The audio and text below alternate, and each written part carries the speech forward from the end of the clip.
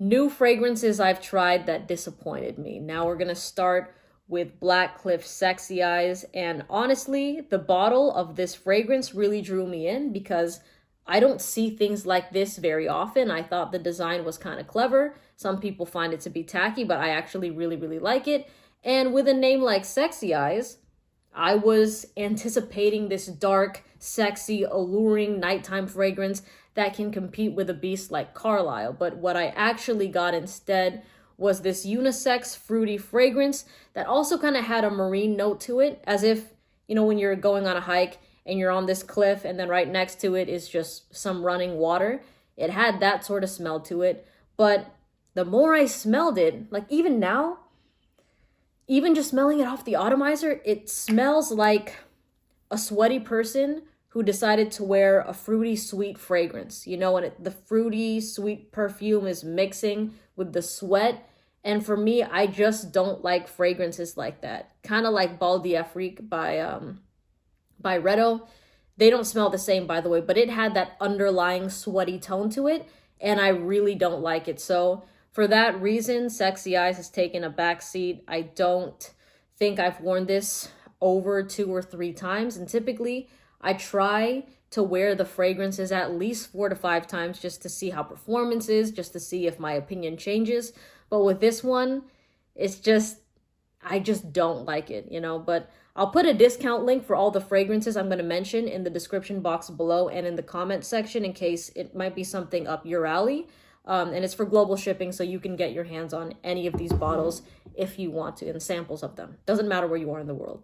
Next, Tom Ford Black Orchid. Now, I know this is a fan favorite, and this isn't a disappointment to me because of the performance or the smell, but it's just something that I expected to love more because I heard nothing but like 5-star reviews of this fragrance, particularly from people that follow me on all of my social media platforms.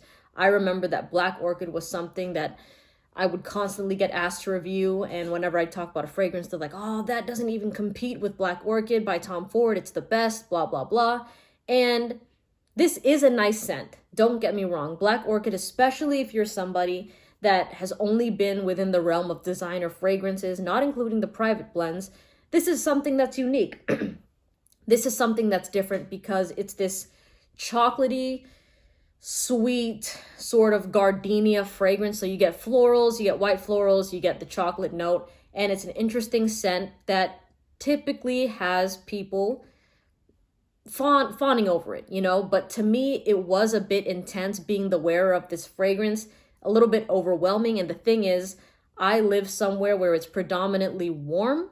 So with Black Orchid, it's a bit too much of a cold weather fragrance for me to enjoy. But still, even with that, the smell itself wasn't something that I really clicked with, where I thought, oh yeah, this is gonna definitely be in my rotation.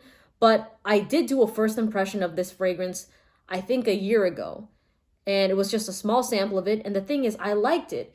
But recently, when I've just been trying it, I just find that there's better ones that I gravitate to, So with Black Orchid, it's just not my personal cup of tea. All right, next is another controversial one, Herba Pura by Xerjoff. And by the way, both of the fragrances, Black Orchid and Sexy Eyes, are unisex. But Herba Pura by Xerjoff is also marketed as a unisex fragrance. And in terms of performance, this is an amazing scent. You will definitely be smelling this past 12 hours. You're not going to have any problems with that whatsoever. And it's more of a sweet, fruity fragrance. Okay, so this one is a powerhouse. But for me, I also did find this to be a bit overwhelming. It kind of reminded me of Kirke by Tiziana Terenzi. And I do have a soft spot in my heart for that fragrance because it was the scent I smelled on my girlfriend for the very first time. But it's still not like my favorite perfume, like it's fruity, but there's so many other scents that I like more. For example, Lamar by Kajal Perfumes. I used to talk about that one all the time. And whenever I mentioned it, I would have somebody in the comment section saying, oh, Herba Pura is better. You have to try Herba Pura. It even beats out Naxos. So I was like, damn, I love Naxos and I love Lamar, meaning that this Herba Pura scent must be God's scent. It must be something that is absolutely amazing, you know? But when I first tried this, I mean, I liked it, but the more I was smelling it throughout the day, I was like, not really as interested and not really feeling it. You know, I kind of wanted to wash it off and just wear something else. But I decided against that because I really wanted to see how well this thing would perform. But I still prefer Naxos. I still prefer Lamar over this fragrance. I'm not saying Naxos smells the same, but they do come from the same house. And those are probably the two most powerful or the two most popular fragrances from the House of Xerjoff. But yeah, this to me was just disappointing in the way that I wish I could wear it more. You know, I wish that it was the scent that like my go-to fruity fragrance, but it's not, but it's still really, really good. And by the way, the fragrances that I'm mentioning, you're still gonna hear me talk about these and put them on my lists just because they do fit certain situations really, really well. And even if it's not my particular favorite, you will still hear me talking about them because there's a lot of you that have different tastes from me. So I'm going to be including these if they fit the bill. You know, when it comes to fruity sweet fragrances, better believe Herba Pura is on that list, even though it's not my favorite, you know? All right, next up is Scandal Pour Homme. All right, so Scandal is a very, very safe designer scent if you want something to wear when you're clubbing. Like if you're maybe 18 years old, you want a sweet, sexy clubbing scent, then sure, you can go with Scandal. But this was just another one of those cases that so many people were asking me to try it and saying that it was just super, super good. But it just reminded me of about 5 other fragrances. This reminded me of just walking into Sephora or walking into Ulta and smelling a bunch of the masculine fragrances. Like it doesn't really have a personality of its own. And I was kind of expecting that just because of the feedback I was getting from other people, you know? So Scandal isn't bad. It does perform well. It does have that bubblegummy playfulness to it. If anything, it kind of reminded me of like Invictus with that sort of bubblegummy vibe. And just, yeah.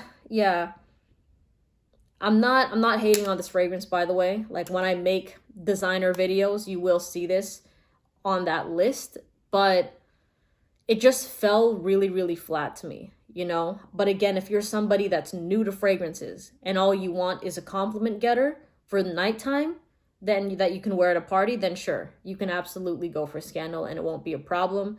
But I was disappointed in this one because there was nothing about it that somewhat seemed original. And I get that with fragrances, you pull apart different things to make a new scent, and there's a lot of similarities with a lot of them in general.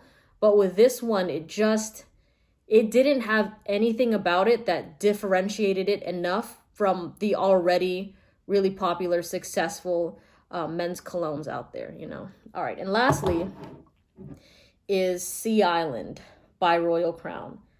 And this is a scent that I thought would be fire. I'm like, Sea Island, that's probably a fresh and clean fragrance that has more of a marine note to it. It's gonna be fire. And it kind of smelled like an overly sweet pina colada on my skin. It could have been probably my skin chemistry with this fragrance. I have tried it on clothes as well, but it was almost kind of like sickeningly sweet. Almost, this is the experience I remember, like the first time that I wore it. When I sprayed it, or this might be the second time. I can't remember if this was on clothes or on skin. Both times I didn't like it.